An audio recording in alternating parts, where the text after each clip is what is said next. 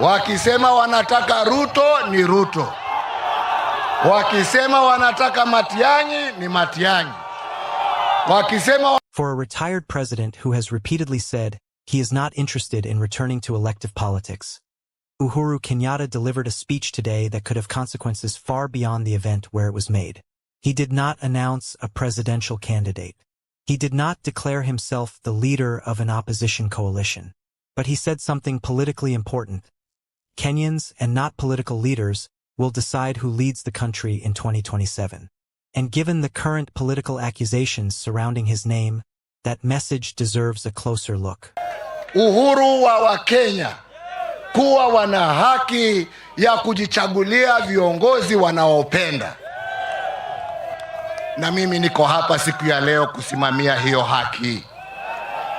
Hakuna mtu yeyote ambaye anaweza kutoa hiyo haki ambaye ilipiganiwa na jasho na damu aseme sasa ati hatuna haki ya kusimama pahali popote ambapo mtu anataka. Tunaelewana? We are a democratic society, and those democratic ideals were fought for hard by the man amongst others who we honor today. Na hatuwezi kukubali turudi nyuma. Mutakubali kurudi nyuma? Mutakubali kurudi nyuma? Kama ni kuomba kura, tuombe kwa amani. Wananchi wana ujuzi wa kujua. Wakisema wanataka Kalonzo ni Kalonzo. Wakisema wanataka Ruto ni Ruto. Wakisema wanataka Matiang'i ni Matiang'i. Wakisema wanataka Sifuna, Sifuna.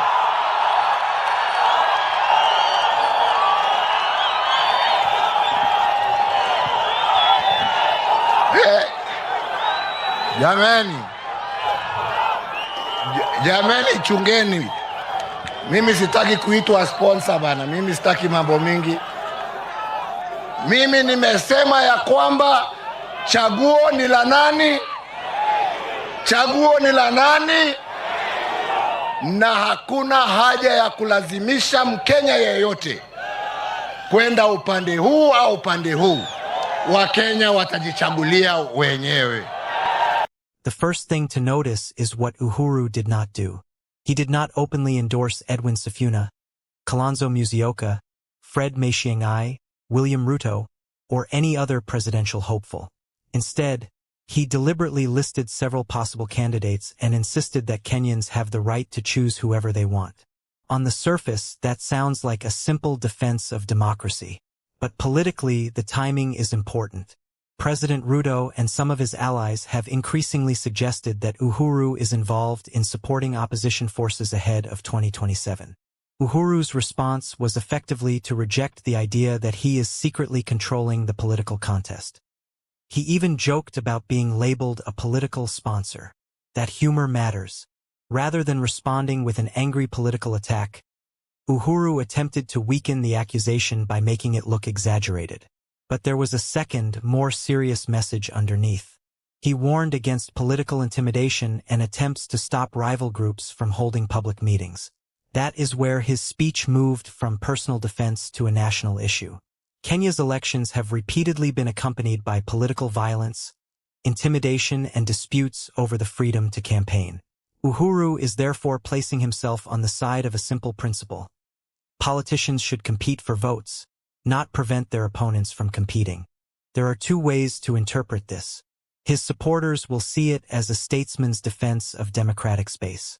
His critics could argue that a former president who remains politically influential cannot completely separate such statements from the political contest of 2027. Both interpretations have some logic.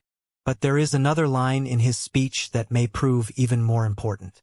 Uhuru said he has no interest in another political seat and that the opportunity to lead now belongs to others. That statement could be genuine. But politically, it also gives him considerable freedom. He does not need to ask Kenyans for votes. He does not need to defend a presidential campaign. He can therefore position himself as an elder statesman who influences the political conversation without formally becoming a candidate. And that may be precisely why his words continue to attract so much attention. There is also a historical irony here. Uhuru himself reminded Kenyans that he once asked for their votes and was rejected, before returning and eventually winning the presidency. Omba viongozi wa kisiasa, tuende kwa wananchi kwa amani, tuhubiri yale ambaye tuko naye kwa amani. Hii mambo ya kuzuia wengine kufanya mikutano, ya kufanya nini ni kurudisha Kenya nyuma, na tunataka kusonga mbele. Kama unataka kura, omba kwa unyenyekevu. Wananchi watakupatia ama wakunyime. Hata mimi niliomba na nikanyimwa, nikarudi tena nikaomba nikapewa. Ama ni namna gani? The lesson he was drawing is straightforward. Political fortunes can change, and no politician owns the electorate. That message could resonate strongly as 2027 approaches. Today, one politician may look dominant. Tomorrow, another may emerge. And Uhuru appears to be telling political leaders not to assume that the Kenyan voter has already made a decision. But perhaps the most politically significant part of the speech was his call for leaders to unite and respect one another. This could be interpreted as a broader warning against the increasingly aggressive political competition already emerging ahead of 2027. It could also be read as an invitation to opposition leaders to find common ground, rather than allow their individual ambitions to divide the anti-Ruto vote. That second interpretation remains an inference, not something Uhuru explicitly announced. And that distinction matters. He did not announce an opposition coalition today. He did not endorse Sifuna. He did not declare that he would campaign against Ruto. But by insisting that Kenyans should be free to choose among these competing political figures, he has inserted himself once again into the national political conversation. So what is the bigger consequence? Perhaps it is this. Uhuru is becoming politically relevant without necessarily seeking political office. And if the 2027 contest becomes a close battle between several competing camps, his influence could become more valuable precisely because he is not openly seeking the presidency. He has experience, networks, and knowledge of how national coalitions are built. Whether he eventually uses that influence for one candidate or remains neutral is still speculation. For now, his public position is clearer. The voters should decide.